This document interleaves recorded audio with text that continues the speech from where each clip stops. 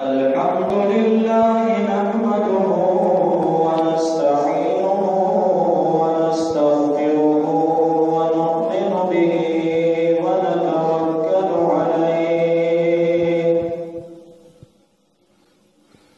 ونعوذ بالله من شرور أنفسنا ومن سيئات أعمالنا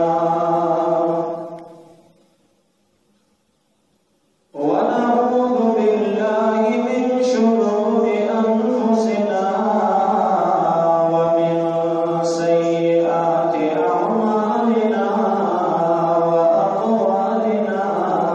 وأفعالنا من يهده الله فلا مضل له ومن يضلله فلا هادي له وأشهد أن لا إله إلا الله وحده لا شريك له لا مثل له ولا مثال له ولا نذير له لا ند له ولا ضد له ونشهد أن سيدنا وحبيبنا وطبيب أمراض قلوبنا وقرة أعيننا وروح أرواحنا وسندنا ومولانا ومرمتنا محمدا عبده ورسوله سيد المرسلين وخاتم النبيين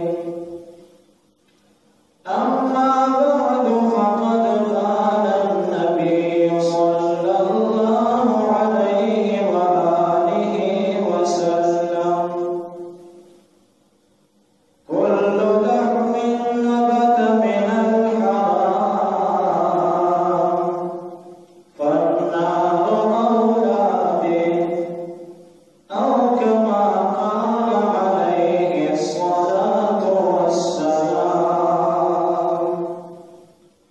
يا رب صل وسلم دائما أبدا يا رب صل وسلم دائما أبدا على حبيبك خير الخلق كلهم سلام